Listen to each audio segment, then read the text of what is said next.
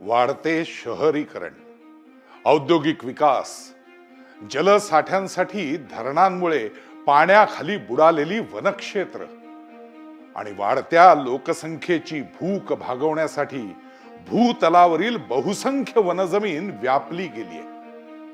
आपण विकास तर साधला, कृषी क्षेत्रातही प्रगती केली, परंतु वनक्षेत्र कमी झाल्यामुळे वन्य प्राणी आणि मानवातील संघर्ष नव्यानं उभा राहिलाय. ग्रामीण भागात तृणभक्षी वन्य जीवांकडून शेतमालाचं नुकसान होऊ लागलंय. हा संघर्ष एवढ्यावरच न थांबता हाच प्राणी आणि मानव यांच्यात देखील जीव घेण्या पद्धतीनं होऊ लागलाय. या संघर्षातून मानवाबरोबर असंख्य वन्य जीवांचे देखील जीव गेलेत. हा संघर्ष टाळण्यासाठी किंवा त्याची तीव्रता कमी व्हावी या दृष्टीनं शासनाचे अनेक प्रयत्न सुरू असतात. त्याचाच एक भाग म्हणून महसूल आणि वन विभागाच्या माध्यमातून वन्य प्राण्यांच्या हल्ल्यात एखादी व्यक्ती मृत पावल्यास अथवा जखमी झाल्यास, त्याचबरोबर शेतमालाचं नुकसान झाल्यास संबंधित कुटुंबाला नुकसान भरपाई देण्याची योजना या विभागानं सुरू केली आहे. चला जाणून घेऊया या योजनेविषयी. आपल्या शेतात, गाव परिसरात किंवा वन हद्दीत वाघ, बिबट्या, अस्वल, गवा, रानडुक्कर, लांडगा, तरस, मगर, हत्ती, रानकुत्रे, नीलगाय, माकड यांच्या हल्ल्यामुळे व्यक्तीचा मृत्यू किंवा कायमस्वरूपी अपंगत्व, गंभीर जखमी किंवा किरकोळ जखमी झालं तर महसूल आणि वन विभागाकडून त्या व्यक्तीला किंवा कुटुंबाला अर्थसहाय्य दिलं जातं. त्यात व्यक्ती मृत पावल्यास 2.5 लाख रुपये, कायमस्वरूपी अपंगत्व आल्यास 7,50,000 रुपये, गंभीररित्या जखमी झाल्यास 5 लाख रुपये आणि किरकोळ जखमी झाल्यास 50,000 रुपयांपर्यंत औषध उपचार करण्यासाठी खर्च दिला जातो. त्याचप्रमाणे वन्य प्राण्यांच्या हल्ल्यात आपलं पशुधन दगावलं तर किंवा जखमी झालं तर देखील महसूल आणि वन विभागाकडून नुकसान भरपाई दिली जाते.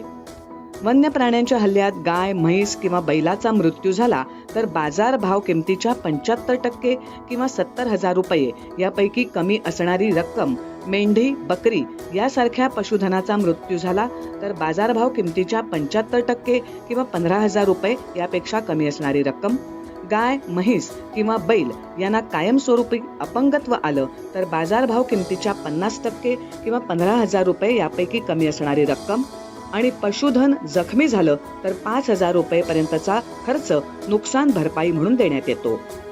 मनुष्य आणि पशुधनाप्रमाणेच शेत पिकांचं नुकसान वन्य प्राण्यांकडून झाल्यास महसूल आणि वन विभागाकडून नुकसान भरपाई दिली जाते. त्यामध्ये रानडुक्कर, हरिण, रानगवा, माकड, वानर तसंच वन हत्ती या प्राण्यांकडून शेत पिकांचं किंवा फळबागांचं नुकसान झालं तर नुकसान भरपाई देण्यात येते. शेतकरी मित्रांनो, आपल्या शेत शिवारात वन्य प्राण्यांपैकी सर्वात जास्त आपल्याला धोका असतो तो बिबट्याचा. आपण बघतोय शेत बांधालगत किंवा आपल्या गाव परिसरात आता बिबट्यांची संख्या लक्षणीयरित्या वाढली आहे. त्यामुळे आपण नेहमीच बिबट्यानं हल्ला केल्याच्या बातम्या वाचत असतो. त्यात अनेक नागरिक जखमी होतात तर काहींना आपला जीव सुद्धा गमवावा लागतो. बिबट्या आणि आपल्यातील संघर्ष टाळण्यासाठी आपण काळजी घेणं गरजेचं आहे. माझी सर्व शेतकरीला विनंती आहे की रात्री आपल्या शेतातून बाहेर पडताना, शेतामध्ये जाताना आपण लाईट ठेवावा, टॉर्च लाईट ठेवावा. त्याबरोबर कुठल्याही प्रकारचे बिबट्या दिसला त्याच्यामध्ये घाबरू नका. या मोठ्या संख्येमध्ये कुठल्याही प्रकारची अडचणी म्हणजे कुठल्याही प्रकारची अडचणी निर्माण करण्याचे प्रयत्न करू नका. तुम्ही वन विभागांशी थेट संवाद साधा आणि वन विभागाचे अधिकारी त्या ठिकाणी आपल्या शेताला येऊन त्या बिबट्यांवर त्याच्या हल्ल्यातून तुमच्या शेताला वाचवणार आहे, तुम्हाला वाचवणार आहे आणि त्याला व्यवस्थितप्रमाणे परत जंगलात घेऊन जाणार आहे. माझी सर्व शेतकरी बांधवाला या संदर्भामध्ये विनंती राहील की बिबट्यांमुळे यदि कुठल्याही प्रकारचे नुकसान आपल्याला झालं त्याच्या महाराष्ट्र शासनाचे वन विभागाच्या माध्यमातून एक नुकसान भरपाईची योजना पण आहे. तो अगदी घाबरू नका, वन विभागाच्या संपर्कात राहा आणि आपल्या शेताला आणि स्वतःला बिबट्यांशी वाचवण्यासाठी पूर्ण प्रयत्न करा. आपल्या शिवारात जर बिबट्याची चाहूल लागली जसं की त्याचा शेतात गुरगुरण्याचा आवाज आला, त्याच्या पायांचे ठसे आढळल्यास किंवा कुठल्याही प्रकारे बिबट्याच्या अस्तित्वाची शंका आल्यास एकट्यानं शेतात जाऊ नका. रस्त्यानं, उसाच्या किंवा केळीच्या शेताजवळून जाताना मोठमोठ्यानं बोला. एकटे असल्यास मोबाईल किंवा रेडिओवर गाणी वाजवा. बिबट्या साधारण रात्री किंवा संध्याकाळी शिकारीसाठी बाहेर पडतो. अशा वेळी शेतात जाणं टाळा किंवा आवश्यकता असल्यास घोळक्यानं जा.